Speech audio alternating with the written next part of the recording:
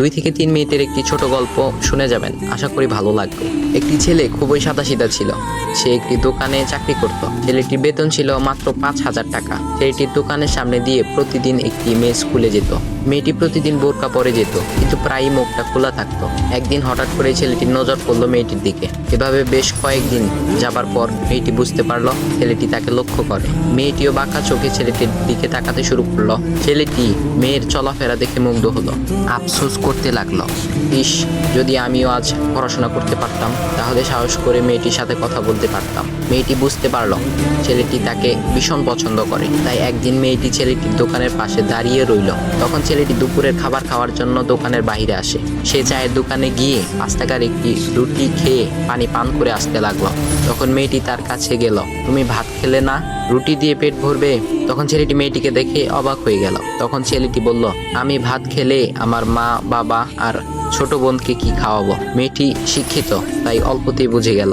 সে হাত ধরে বলতে লাগলো, তাহলে তুমি যে আমাকে পছন্দ করো, আমাকে কি খাওয়াবে? তখন ছেলেটি বলল, আমি তো তোমাকে আপন করে পাওয়ার জন্য দেখি না, কারণ সে যোগ্যতা আমার নেই। তবে এটা সত্যি যে তোমাকে দেখলে আমার খুব ভালো লাগে, তাই দেখি।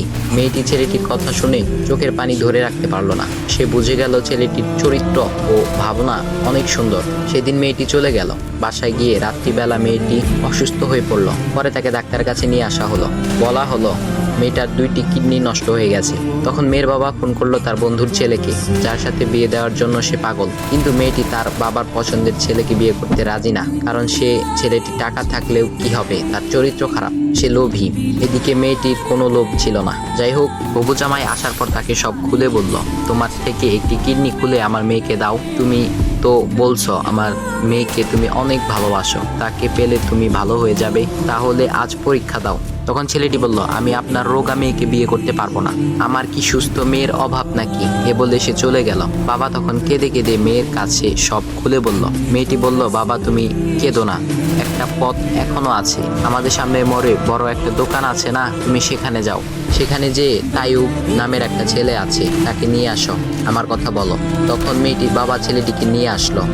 মেয়েটিকে দেখে ছেলেটির চোখ ভিজে পানি পড়তে লাগলো, কারণ মেয়ের বাবা তাকে সব খুলে বলেছে। তখন ছেলেটি মেয়েটিকে বলল, তুমি আমাকে একটা কিডনি দিবে? ছেলেটি বলল, কিডনি দেবার জন্যই আমি এসেছি। মেয়েটি তাকে বলল, তুমি কি চাও?